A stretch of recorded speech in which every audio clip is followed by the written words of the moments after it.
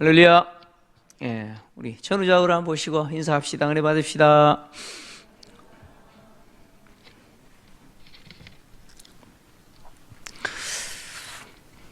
네, 오늘 기도회 가운데 참여한 우리 성도님뿐만 아니라 영상으로 또 예배에 참여한 성도들에게도 하나님이 세상이 줄 수 없는 위로와 또 그 마음 가운데 평안을 주시기를 원합니다. 담대함을 주시고요. 또 내가 만난 그 환경을 능히 이길 수 있는 담대함도 또 주시기를 원합니다. 이제 사무엘하 21장을 오늘 다루게 되는데, 이제 21장부터 마지막 24장까지의 내용은 사무엘서 전체에 있어서 부록과 같습니다. 부록과 같은 그런 역할을 합니다. 특히 21장부터 24장까지의 내용은 이 시대적인 순서에 따라 기록한 게 아닙니다. 이게 부록이기 때문에 특히 다윗이 통치하던 시대에 일어났던 일들을 이렇게 별도로 빼서 21장부터 24장까지 기록을 했습니다. 그래서 21장과 22장의 내용은 다윗의 통치 초기에 있었던 일인 것 같고요. 그리고 23장과 24장의 내용은 이 통치 후반기에 있었던 내용으로 구분될 수가 있습니다. 전체 내용은 다윗이 사울에게서 벗어나서 그것을 하나님께 찬양한 노래와, 그리고 다윗이 마지막으로 하나님께 노래한 그 두 개의 노래를 중심으로 이렇게 구조가 배치가 되어 있는데, 그 노래 앞뒤에 다윗의 그 용사들, 다윗과 함께했던 용사들의 이름이 기록되어 있고, 또 제일 앞에와 제일 뒤에는 3년 기근, 재앙이죠. 3년 재앙의 이야기와 마지막에는 3일 동안 있었던 재앙 이야기가 그렇게 기록이 되어 있습니다. 사무엘 저자가 이 부록을 통해서 하나님이 주신 은혜가 있습니다. 오늘 첫 번째 내용이 3년 동안 다윗이 통치하는 그 기간에 아마 초기에 있었던 것 같아요. 해를 거듭해서 3년 동안 기근이 있었다라고 하는 내용입니다. 근데 이 3년 동안 기근이 언제 일어났는지 정확하게 알지는 못합니다. 알지는 못하나 다윗의 통치 초기에 있었던 사건인 것 같습니다. 그리고 이 이야기가 이렇게 이제 뒤에 보면 등장하는 인물을 보니까 무비보셋이라는 인물이 등장하잖아요. 다윗이 무비보셋을 아꼈다. 그래서 또 사울의 가문 가운데 죽어야 될 사람들 중에 무비보셋은 뺐다. 뭐 이런 이야기 있잖아요. 이런 것들을 봤을 때 이 이야기는 분명한 것은 밧세바와의 불륜 사건 이전이고, 압살롬의 반역 이전에 있었던 이야기고, 그리고 또 다윗이 사울의 그 손자잖아요. 요나단의 아들인 무비보셋을 배려했던 그 사건 바로 뒤에 있었던 내용이 아닐까, 이렇게 추정은 합니다. 어쨌든 정확한 시간은 모르나 다윗이 통치하는 그 3년 해를 거듭하여서 기근이 있었다는 겁니다. 근데 이 기근이라고 하는 이 말은 직역하면 굶주림, 그런 뜻입니다. 굶주림이라는 거죠. 당시 기근은 대체로 두 가지 정도 원인이 있습니다. 첫째 원인은 비가 오지 않아서 가뭄 때문에 겪게 되는 굶주림이죠. 가뭄 때문에 비가 오지 않아서 겪게 되는 굶주림, 이것을 기근이라고 말하죠. 또 하나의 경우는 병충해나 메뚜기 떼와 같은 재앙으로 인해서 당하는 굶주림입니다. 비는 왔는데 병충해가 있거나 아니면 메뚜기 떼로 인해서, 재앙으로 인해서 굶주리게 되는 기근을 말할 수도 있습니다. 근데 두 가지 경우인데, 오늘 본문에 등장하는 이 기근은 뒤에 보면 또 비가 내렸다라고 하는 이야기가 있잖아요. 비 내린 이야기가 또 등장합니다. 그것을 봤을 때 아마 3년 동안 비가 오지 않아 가지고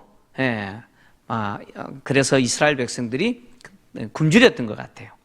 기근을 겪었던 것 같습니다. 자, 이스라엘 땅에 기근이 임했다라고 하는 것은 이유가 있어요. 우연히 기근이 임하는 경우는 없습니다. 이스라엘은 누가 통치합니까? 누가 통치하시죠? 하나님이 통치하시잖아요. 이제 전화상으로 우리 이렇게 함께 사역했던 동료 목사님들과 이렇게 통화하다 보면 이 설교 시간에 참 힘들다 그래요. 왜 힘드냐 그러니까 성도님들이 전부 마스크만 쓰고 눈만 뻐끔뻐끔거리고 있다는 거예요. 그래서 뭐라고 말을 하면 대답을 하는지 안 하는지 표정도 없고 막 모르겠대요. 그래서 그냥 눈만 껌뻑껌뻑거리고 설교하는 게 너무 힘드시더라고. 그렇게 이렇게 통화하면서 이야기를 하는데, 좀 그런 것 같아요. 이렇게 고개라도 끄덕이시고, 무슨 이야기 하다가 지금. 자, 이스라엘은 하나님이 통치하는 나라입니다. 그러니까 하나님이 돌보는 땅이잖아요. 근데 하나님이 돌보는 그 땅에 기근이 있었다. 그것도 1년이 아니라 해를 거듭하여 3년 동안 기근이 있었다. 이유 있을까요? 없을까요? 반드시 이유 있습니다. 이유가 있어요. 이스라엘 땅에서의 기근은 하나님의 진노라고 볼 수가 있죠. 하나님의 진노라고 볼 수 있습니다. 특히 이제 뒤시대에 일어나게 될 엘리야 시대에, 아합 왕 시대죠. 엘리야 선지자 시대에 아합 왕 때에 몇 년 동안 또 비가 안 왔어요? 3년 6개월 동안. 이건 뭐예요? 하나님의 진노죠. 특히 바울과 아세라 승부에 대한 하나님의 심판이죠. 지금 다윗 시대에 3년 동안 기근이 있었다라는 것도 이유가 있다는 거예요. 왜냐? 율법은 이스라엘 땅에 비가 오지 않거나 아니면 병충해나 메뚜기 떼와 같은 재앙으로 백성들이 굶주리게 되는 기근을 만날 때 그 이유는 하나님의 진노요 심판을 이야기합니다. 신명기 28장 24절을 보면 하나님이 율법을 통해서 이렇게 말씀하셨죠. 여호와께서 비 대신에 티끌과 모래를 내 땅에 내리시리니 그것들이 하늘에서 내 위에 내려 마침내 너를 멸하리라. 하나님의 말씀에 순종하지 않으면 이런 일이 날 거라요. 비 대신 뭐가 내려요? 모래와 티끌이 내리겠다는 거예요. 그만큼 뭐예요? 메마른다는 거죠. 땅에 비가 내리지 않아서 메말라 버린다는 거예요. 결국은 그것으로 인해서 망하게 될 거다. 하나님의 진노라는 거죠. 신명기 28장 47절에서 48절 보면 또 이렇게 기록하고 있어요. 내가 모든 것이 풍족하여도 기쁨과 즐거운 마음으로 내 하나님 여호와를 섬기지 아니함으로 말미암아 내가 줄이고 목마르고 헐벗고, 이게 기근입니다.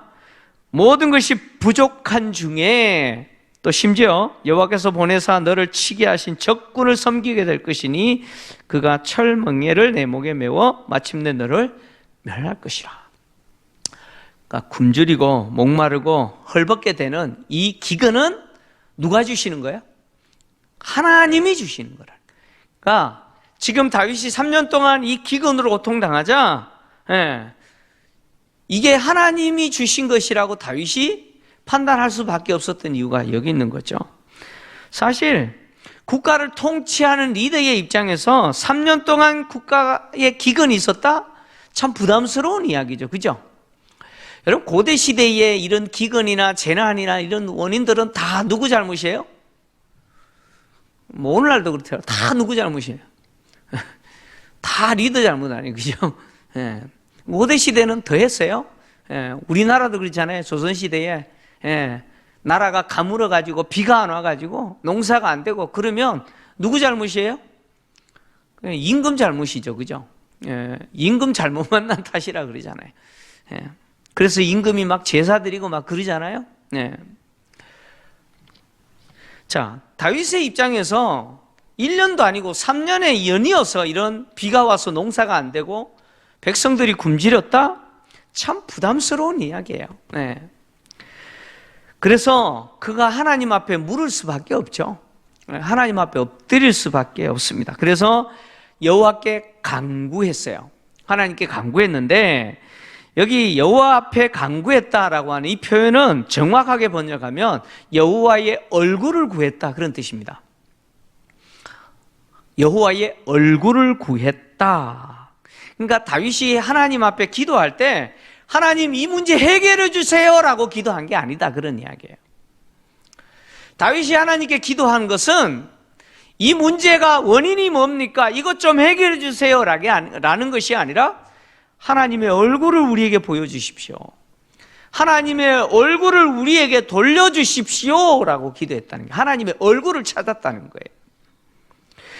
다윗이 이렇게 기도한 것은 바로 제사장이 이스라엘 백성들을 축복할 때 그 축복의 내용에 근거해서 이렇게 기도한 거예요. 모세가 제사장들에게 이스라엘을 축복할 때, 그러니까 제사를 다 마무리하고 제사가 끝났을 때 제사장이 이스라엘 백성들을 향하여 이 축복을 선포하는데 그 내용은 민수기 6장 22절에서 27절이에요. 이 내용을 보면 이렇게 기록하고 있어요. 같이 읽습니다. 시작. 여호와께서 모세에게 말씀하여 이르시되 아론과 그의 아들들에게 말하여 이르기를 너희는 이스라엘 자손을 위하여 이렇게 축복하여 이르되 여호와는 내게 복을 주시고 너를 지키시기를 원하며 여호와는 그의 얼굴을 내게 비추사 은혜 베푸시기를 원하며 여호와는 그 얼굴을 내게로 향하여 두사 평강 주시기를 원하노라 할지니라 하라. 그들은 이같이 내 이름으로 이스라엘 자손에게 축복할지니 내가 그들에게 복을 주리라. 아멘. 제사장이 이스라엘 백성들을 향하여 축복했던 내용이 뭐예요? 여호와께서 복을 주시기를 원한다. 여호와께서 그의 얼굴을 내게 비추시고 은혜 베푸시기를 원한다. 여호와께서 그 얼굴을 내게로 향하여 평강 주시기를 원한다. 복과 은혜와 평강은 여호와의 얼굴이 누구를 향하여? 이스라엘 백성들을 향할 때, 다시 말하면 우리를 향할 때 우리에게 복과 은혜와 평강이 있다는 거예요. 그래서 다윗이 하나님께 이 문제가 뭐 때문에 생긴 겁니까? 이거 해결해 주세요라고 하는 기도한 게 아니고 지금 이스라엘에게 필요한 게 뭐예요? 하나님의 은혜죠. 은혜예요. 하나님의 은혜가 필요한 거예요. 이 기근주, 이 굶주림에서 하나님의 은혜가 필요한 거예요. 그리고 하나님 주시는 그 평강이 필요한 거예요. 그 복이 필요한 거예요. 그래서 하나님의 얼굴을 구한 거죠. 다윗의 입장에서 하나님이 얼굴을 돌리셨다라고 생각한 거예요. 이스라엘 향하여 그 얼굴빛을 비추시고 얼굴을 이스라엘을 향하여 얼굴을 돌리셔야 되는데 그 얼굴을 돌려버리셨다는 거예요. 이스라엘 보지 않으신다는 거예요. 그래서 그 얼굴을 찾은 거죠. 하나님의 얼굴이 이스라엘을 향한다? 그것이 복이고 은혜죠. 반대로 하나님의 얼굴이 이스라엘을 향하여 돌려졌다? 그것이 저주고 화죠. 그러니까 문제가 무엇이고 이 문제 해결해 가니까 이게 중요한 게 아니고 뭐예요? 하나님과 관계가 중요한 거죠. 하나님과 관계가 중요한 거예요. 여러분 기억하셔야 되는 게 뭐냐면 우리는 하나님 앞에 기도할 때 항상 기도 제목 이거 응답해 달라고 자꾸 요청하잖아요. 그죠? 그러잖아요.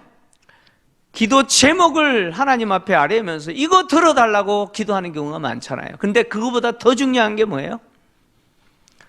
여러분 우리 아이들 키워보면 알잖아요. 아이들이 부모에게 뭐 해달라 요구하잖아요. 근데 부모 입장에서 해주고 싶을 때도 있지만 안 해주고 싶을 때도 있죠. 저 밑에 지방 그 사투리로 말하면 밑가리 시럽다 그러죠. 그죠? 이게 무슨 말인가?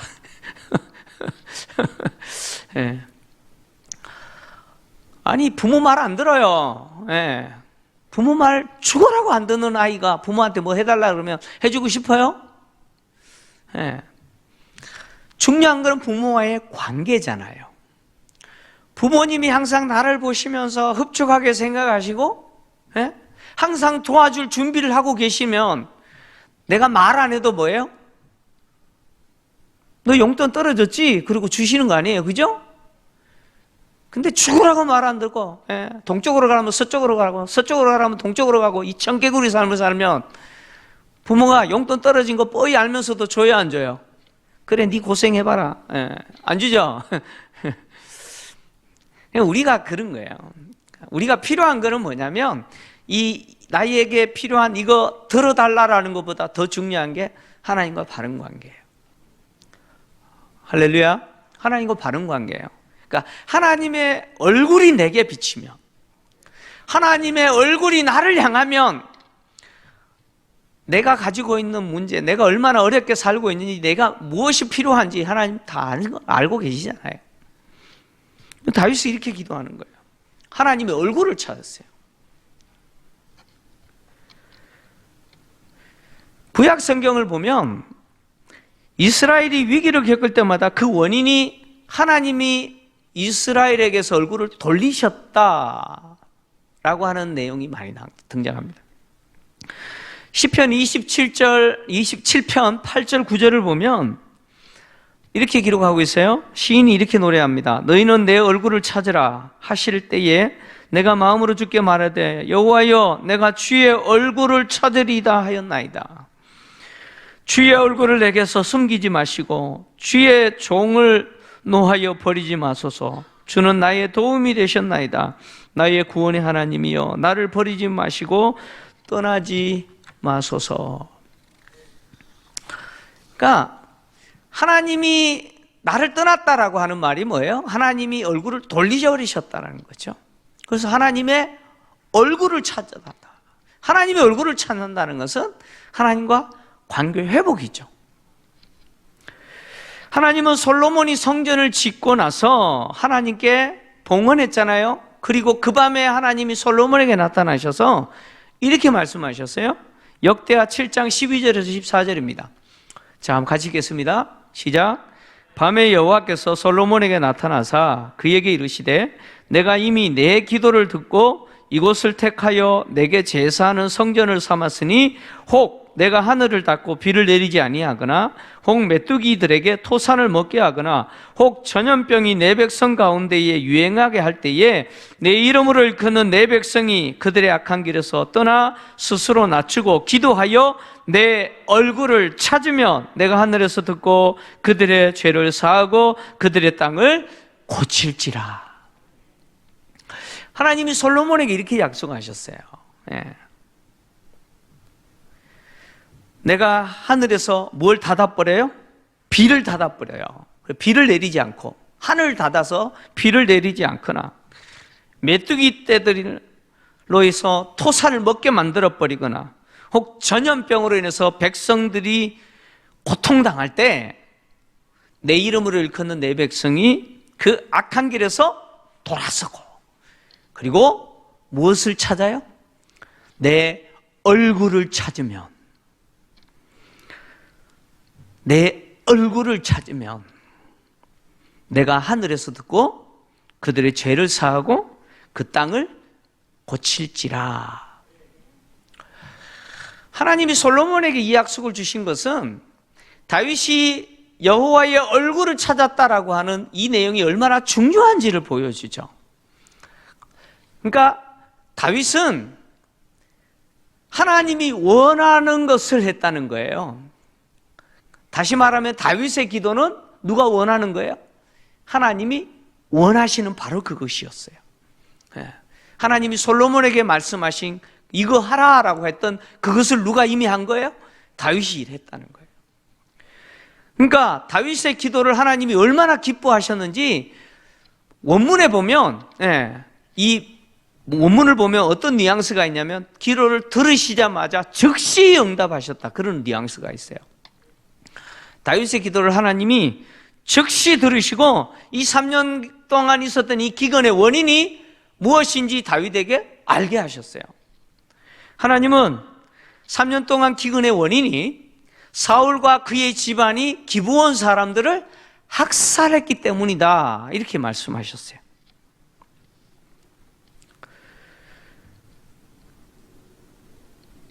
그러니까 사울과 사울의 집안이, 그 집이 기브온 사람을 죽였기 때문이다. 죽였기 때문이다. 이 말은 사울이 기브온 사람을 죽이도록 명령했고 실제로 기브온 사람들을 죽이는 일에 앞장선 사람들이 누구라는 이야기예요? 사울의 집 사람들이라는 거예요. 사울의 집안이다, 가문이다라는 거죠. 기브온 사람들을 사울과 사울의 집안이 언제 이렇게 학살했는지 잘 몰라요. 사무엘상에도 나와 있지 않고 잘 모릅니다. 그러나 기브온 사람들이 원한을 살 정도로 그런 감정을 가지고 있었다라고 하는 것은 사울과 사울 집안이 실제로 기브온 사람을 학살했다라는 이야기죠. 그리고 얼마나 학살했는지도 몰라요. 근데 왜 사울과 그 집안이 기브온 사람들을 학살한 것이 이 3년 동안 기근의 원인이 될까요? 원인이 왜 될까요? 그 이유는 사울과 그의 집안이 기브온 사람들을 학살한 것은 하나님의 언약을 깨뜨려 버린 것이기 때문에 그렇습니다. 여기 등장하는 기브온 사람은 기브온 거민들을 이야기하죠. 그래서 2절을 보면 이 저자가 부연 설명을 내놨어요. 사울과 그의 집안이 학살한 기브온 사람들은 가나안 원주민이다 그러죠, 그죠? 이스라엘 백성이 아니고 가나안 원주민 가운데 아모니 사람들로 남은 사람이다 이렇게 이야기합니다. 근데 이 기브온 사람들은 가나안 원주민인데 이 저자가 아모리 사람 중에 남은 자다 이렇게 표현했지만 정확하게 이야기하면 히위 부족입니다. 아모리 사람이 아니고 히위 사람들이에요. 근데 왜 아모리 사람이라고 이렇게 표현했느냐? 성경은 가나안 7부족을 일컬어서 통칭할 때 뭐라고 표현하느냐? 아모리 사람들이다 이렇게 표현해요. 그러니까 이 저자가 이렇게 표현해도 틀린 건 아니에요. 중요한 것은 가나안 원주민이다 그런 이야기예요. 가나안 원주민인데 이 기브온 거민이 여호수아를 중심으로 요단강을 건넌 이스라엘 백성들이 여리고성을 함락시키고 그리고 연이어서 아이성을 정복했을 때 그들이 여호수아와 이스라엘 백성들을 속여서 멀리서 온 사람인 것처럼 가장하여 뭘 맺어요? 언약을 맺죠. 평화조약을 맺어요. 그리고 나서 3일 만에 이 사람들이 기브온 사람이라는 사실이 발각이 됐어요. 근데 이미 언약을 맺어버렸기 때문에 어떻게 돼요? 죽일 수가 없는 거예요. 자, 그래서 여호수아 9장 15절을 보면 이렇게 기록하고 있어요. 여호수아가 곧 그들과 화친하여 그들을 살리리라는 조약을 맺고 회중 족장들이 그들에게 맹세하였더라. 그리고 9장 19절에서 21절 같이 읽겠습니다. 시작. 모든 족장이 온 회중에게 이르되 우리가 이스라엘의 하나님 여호와로 그들에게 맹세하였은즉 이제 그들을 건드리지 못하리라. 우리가 그들에게 맹세한 맹약으로 말미암아 진노가 우리에게 임할까 하노니 이렇게 행하여 그들을 살리리라 하고 무리에게 이르되 그들을 살리라 하니 족장들이 그들에게 이른 대로 그들이 온 회중을 위하여 나무를 패며 물 깃는 자가 되었더라. 아멘. 3일 만에 이 기브온 사람들이 자기들을 속여서 평화조약 맺었다는 사실이 드러난 거예요. 그런데 죽일 수가 없어요. 왜? 여호와의 이름으로 맹세했기 때문에 언약을 맺었기 때문에 죽일 수가 없어요. 그래서 만약에 기브온 사람들을 죽인다면 누구의 진노가 임한다고요?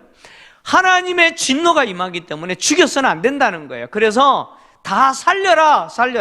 대신 어떻게 하라고요? 나무를 패며 물 깃는 자로 살도록 이스라엘 백성들 중에서 나무를 패며 물 깃는 자가 되도록 만들었다 그런 이야기입니다. 그러니까 가나안 땅을 정복할 당시 이스라엘 백성들도 그들과 맺은 그 속아서 맺었지만 여호와의 이름으로 맹세하고 맺은 그 조약은 결국 이스라엘과 기브온 사람들과 맺은 조약이지만 누구와 맺은 조약이냐? 기브온 사람과 하나님과 맺은 조약이라는 거예요. 하나님과 맺은 조약이에요. 그래서 이스라엘 백성들이 그걸 깨뜨리면 하나님의 진노가 이스라엘 백성들에게 임한다는 거예요. 그래서 어기지 못했어요. 그런데 사울은 이런 기브온 사람들을 어떻게 해버렸어요? 학살했어요. 얼마나 학살했는지 모르지만 기브온 사람들을 학살했다라고 하는 것은 매우 충격적인 사건입니다. 굉장히 충격적인 사건이에요. 자, 사무엘서 저자가 2절에 보니까 부연 설명으로 왜 사울이 기브온 사람을 죽였느냐 이렇게 이야기하죠. 이스라엘과 유다 족속을 위하여 열심히 있으므로 이렇게 이야기했어요. 그러니까 유다 사람들과 북쪽에 있는 나머지 지파 이스라엘 사람들에게 열심히 있었다는 거예요. 이 말이 무슨 이야기냐면 이 사울이 초대 왕이잖아요. 초대 왕인 사울은 자기가 통치하는 이스라엘 백성들이 하나의 민족이기를 원해요. 그러니까 피가 섞이지 않은 단일 민족이기를 원하는 거예요. 근데 보니까 누가 섞여 살아요? 누가 섞여 살아요? 아니, 기브온 사람들이 섞여 살고 있거든요. 그러니까 사울은 자기가 통치한 이스라엘 백성이 하나의 혈통으로 이루어진 단일 민족이기를 원하는 거예요. 그래서 기브온 사람들을 어떻게 해야 되느냐? 제거해야 된다라고 생각한 거예요. 그래서 기브온 사람들을 학살한 거죠. 근데 사울의 이 행위는 매우 충격적이고 또 이 행위는 하나님의 언약을 깨뜨려 버리는 행위입니다. 하나님과 맺은 언약을 깨뜨려 버리는 행위입니다. 사울의 생각은 오늘날로 이야기하면 극단적 민족주의입니다. 뭐라고요? 극단적 민족주의입니다. 요즘 세계 민족들의 그 흐름을 보면, 이제 역사의 흐름을 이렇게 보면 지금 민족주의로 많이 가고 있어요. 특히 트럼프 대통령이 등장하면서 이게 좀 더 심화됐다고 보시면 돼요. 민족주의. 지금 세상은 민족주의가 강해요. 근데 사울은 극단적 민족주의예요. 이런 사울의 이 태도는 하나님의 의도와는 전혀 맞지 않아요. 왜 맞지 않냐면 하나님은 비록 가나안 원주민들을 다 진멸해라 라고 말씀하셨지만 그럼에도 불구하고 여호수아와 언약을 맺을 때 여호와의 이름으로 맹세하고 맺은 그 언약 대상인 기브온 원주민을 하나님은 살리셨어요. 그리고 기브온 사람들이 비록 이스라엘 백성들 중에 살면서 나무를 패고 우물 깃는 그런 노예와 같은 삶을 살지만 그럼에도 불구하고 하나님은 그들을 대할 때 이스라엘 백성들과 동일하게 대하셨다는 거예요. 하나님은 가나안 원주민들을 특히 이스라엘 백성들과 섞여 살아가는 가나안 원주민들에 대해서 하나님 적대적인 태도를 갖고 계신 분이 아니시죠. 특히 하나님과 조약을 맺은, 하나님과 언약 맺은, 사실 언약 백성이죠. 이들이 하나님과 언약을 맺는 순간 하나님의 언약 백성이 되어버려요. 이스라엘 백성들과 동일하게 하나님의 언약 안에 있는 백성이에요. 하나님의 보호를 받는 백성이에요.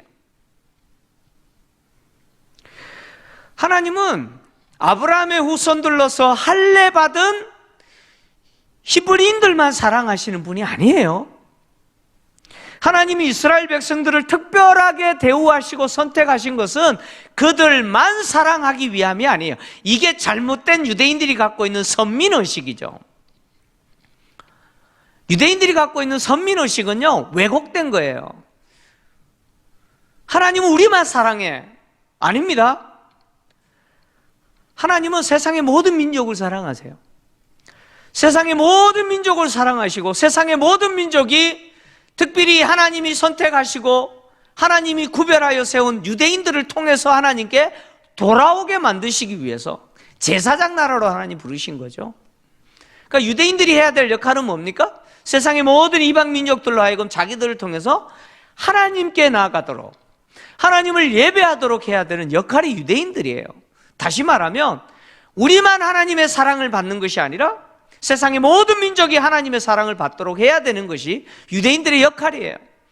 그래서 하나님이 아브라함과 맺은 그 언약 속에서 창세기 12장에 하나님 주신 약속이 뭐예요? 너로 말미암아 세상의 모든 민족이 뭘 받게 돼요?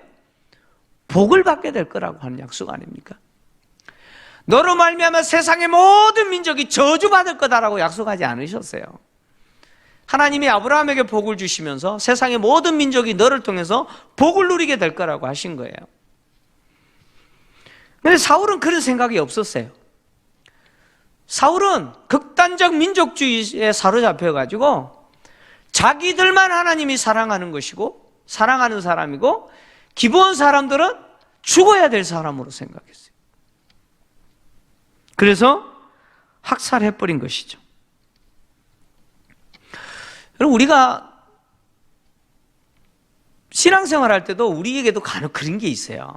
우리가 이제 흔히 뭐 정치 이야기 할 때도 뭐 지역주의, 뭐 학연주의, 학연 뭐 이런 것들이 있잖아요. 그죠? 예. 그거 없어야 된다라고 말하잖아요. 근데 교회 안에서도요. 그런 거 없어져야 돼요. 근데 교회 안에서도 그런 것들이 은근히 있더라니까요. 예.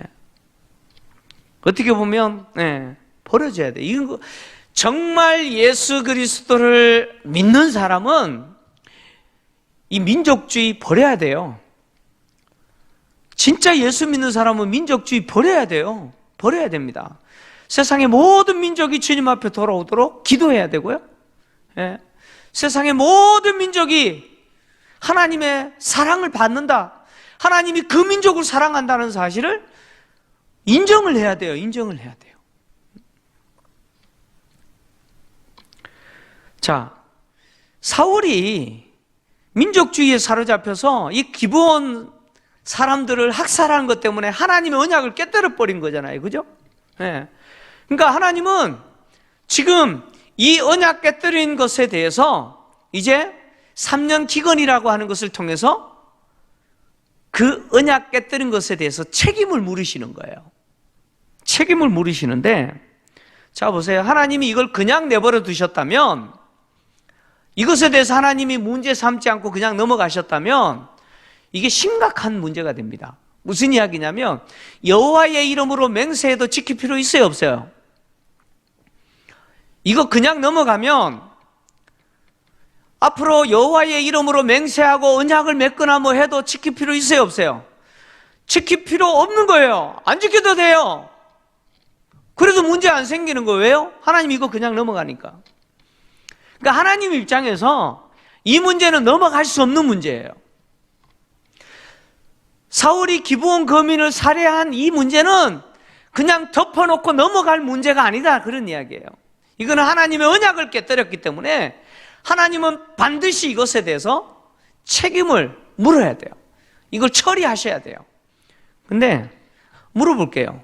아니, 사울이 지은 죄인데 왜 다윗 시대에 이런 일이 일어나요?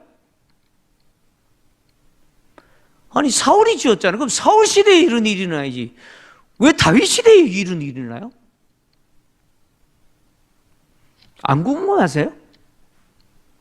아니면 여러분 성경 읽으면 안 궁금하세요? 안 궁금하지 않나요? 이게 좀 질문을 좀 해보세요. 아니, 왜 사울이 지은 죄인데 다윗 시대에 이렇게 일어나요? 그래서 혹자는 이 일을 가지고 아비의 죄를 3, 4대까지 갚는다, 이 구절을 근거로 해가지고, 이 구절을 근거로 해서 사울이 비록 죄를 지었지만 대를 이어서 그 죄값을 치르게 했다, 뭐 이렇게 이 본문을 해석하는 분들도 있어요. 근데 하나님 그런 분은 아니에요. 여러분, 하나님은 아비의 죄를 자녀에게 묻지 않으세요. 아비가 신포도를 먹었는데 자녀가 아이셔 하는 경우 없잖아요. 그죠? 예, 뭐 매구음이나 그런 시큼한 젤리 있잖아요. 예. 젤리 아버지가 먹었는데 옆방에 있는 딸내미가 아이쇼 그런 게 있어요? 아니 그런 거 없잖아요. 예. 아비의 죄를 자식에게 묻지 않아요. 하나님 그런 분 아니에요. 예. 여러분 절대 그렇게 생각하지 마세요. 내가 뭘 잘못해가 우리 자식이 아니에요. 예. 아비가 잘못하면 3, 4대가 저주받는다는 것은 무슨 이야기냐면 옛날에는 그냥 가문이 같이 살았어요. 지금처럼 핵가족이 아니고 그냥 가문이 같이 살았어요. 그러니까 어떤 경우는요 정조 할아버지하고 같이 사는 거예요. 그러면 정조 할아버지가 우상 숭배하면 할아버지 우상 숭배해요? 안 해요? 당연히 할아버지 우상 숭배하죠. 할아버지 우상 숭배하면 그 아들 우상 숭배해야 안 해요? 당연히 우상 숭배하죠. 그러면 아버지가 우상 숭배하면 나는요? 나도 우상 숭배하는 거예요. 그래서 3, 4대가 뭐예요? 우상 숭배하면서 저주받는 거예요. 그 이야기죠. 이 본문 이야기가 아니에요. 자, 왜 지금 이 상황에서 하나님이 사울이 지은 죄를 다윗 시대에 이런 일이 일어났을까? 그것은 어떻게 보면 하나님이 지금 이 문제 처리하기를 기다리고 계셨다고 보시면 돼요. 이 문제를 처리하기를 기다리셨는데 처리해요, 안 해요? 사울이 처리 안 해요. 아니, 사울은 뭐 처리할 생각도 없어. 자기가 가해자인데요. 예. 그러면 다윗이 빨리 처리해야 되는데 다윗도 처리할 생각을 하지 않아요. 그래서 하나님이 3년 동안 기근이라는 이 재앙을 통해서 이 문제를 처리하게 하시는 거예요. 특히 하나님이 이 문제를 처리할 때 아까 앞에서 이야기한 것처럼 하나님의 언약을 깨뜨렸다라고 하는 그것 때문에 하나님의 언약을 깨뜨린 그것에 대해서는 하나님은 절대 덮고 넘어가지 않으세요? 만약에 덮고 넘어갔다면 하나님과 맺은 언약 지킬 필요가 없게 되는 거죠. 언약 무용론이 발생하게 되죠. 그죠? 언약을 지킬 필요가 없다라고 하는 그런 분위기가 일어날 거 아니에요? 그 이유가 한 가지고 또 한 가지는 뭐냐면 여러분 우리가 피를 흘리게 된다라고 하는 것은 그 사람만 죄를 짓는 게 아니에요. 사람을 살해하고 피를 흘렸다는 것은 그 가해자만 죄를 지은 게 아니라 그 행위로 인해서 피가 땅에 흘렀기 때문에 그 땅이 더럽혀진 게 된 거예요. 땅이 더럽혀진 거예요. 그래서 최초의 살인자인 가인이 아벨을 죽였을 때 무엇이 호소했어요? 무엇이 호소했어요? 땅이 호소했어요. 아벨의 피가 호소했어요. 땅에 쏟아진 그 아벨의 피가 호소했어요. 노아 홍수 시대에 사람들이 강포하고 포악하고 그랬죠, 그죠?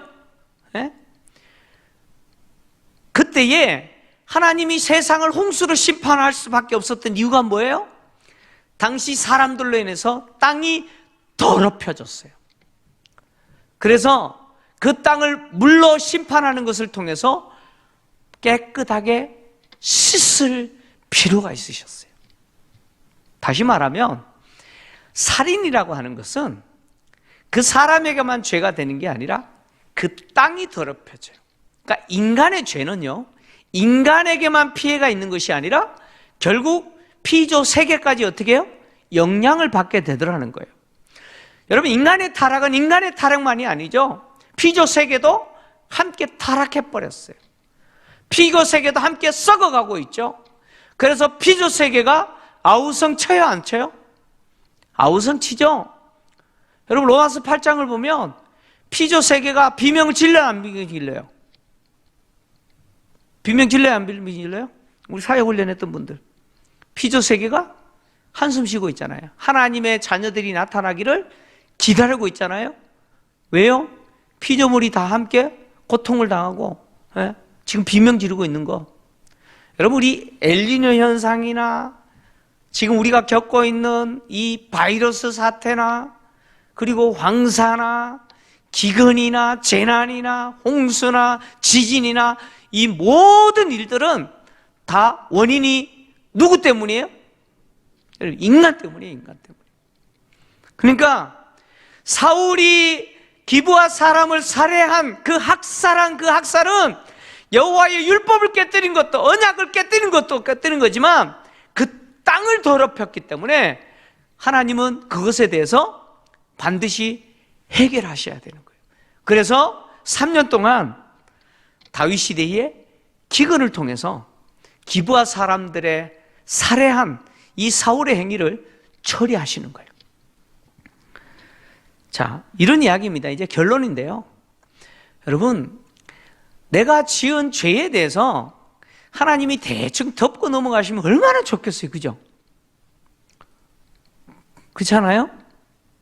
근데 하나님 절대 그렇게 안 해요. 하나님 그런 분 아니에요. 하나님은 절대 대충 넘어가시는 분 아니에요. 절대 대충 안 넘어가요. 그래서 하나님이 십자가 사건을 하신 거죠. 당신의 아들을 십자가에 죽으신 거예요. 왜요? 하나님 절대 대충 넘어갈 수 없어서. 그냥 없던 걸로 하자 할 수 없는 거예요. 그래서 당신의 아들을 대신 죽게 하시는 거예요. 뿐만 아니라 우리가 지은 죄는 결국 우리만 파괴된 것이 아니고 이 피조 세계가 다 파괴되고 있어요. 오늘 우리가 겪고 있는 이 심각한 자연 환경, 이것이 결국 인간의 타락 아니에요? 하나님을 알지 못하는 사람들은 무분별한 인간의 개발 때문에 그렇다라고 말하지만 하나님 말씀은 인간의 타락 때문이라는 거죠. 우리가 코로나 중에 왜 하나님이 이 코로나를 이렇게, 오늘도 보니까 790 몇 명이더라고요. 네? 뭐 800명대 가까워졌어요. 점점 줄어드는 게 아니고 지금 막 1000명대 가까이 지금 가고 있는 중이세요. 왜 이렇게 그냥 우리 기도 좀 들어주시고 그냥 좀 빨리 해결해 주시고 우리가 자유롭게 좀 교회가 정상적인 모임을 가지고 또 역할을 하면 좋은데 왜 계속 이러니까요? 결국 회개해야 될 인간들이 회개를 안 해요. 하나님 앞에 엎드려야 될 인간들이 하나님 앞에 엎드리지 않아요. 사실 우리 문제죠. 네. 하나님이 자연재해를 통해서 우리에게 말씀하시는 것을 우리는 들어야 돼요. 오늘 다윗이 했던 것처럼 누구의 얼굴을 구해야 돼요? 여러분, 하나님의 얼굴을 구해야 돼요. 교회들이 이때 역할을 해야 돼요. 교회들이 왜 있어요? 교회가 왜 존재합니까? 이때 하나님의 얼굴을 구해야 돼요. 교회가 하나님의 얼굴을 구해야 돼요. 이게 왜 그렇습니까? 우리에게 필요한 것이 뭐예요? 하나님의 얼굴이죠. 하나님이 솔로몬에게 말씀하셨던 것처럼 그 악한 길에서 떠나 겸비하고 내 얼굴을 구할 때 하늘에서 듣고 하나님 어떻게 하셨어요? 치료해 주신다. 그 땅을 고쳐주신다. 여러분, 코로나가 끝날 수 있는 유일한 길은요, 뭐 백신 개발되고 뭐 치료제 개발되고 그것도 하나님이 허락하셔야 돼요. 하나님 주시는 은혜입니다. 하나님이 하나님의 얼굴을 구하는 교회의 기도를 들으시고 오늘 우리의 기도를 들으시고 하나님이 이 불편한 상황, 어떻게 보면 3년 기근보다 더 심각한 이 상황을 끝내시는 그런 은혜가 우리의 기도, 하나님의 얼굴을 찾는 우리의 기도를 통해서 있기를 주의 이름으로 축원합니다.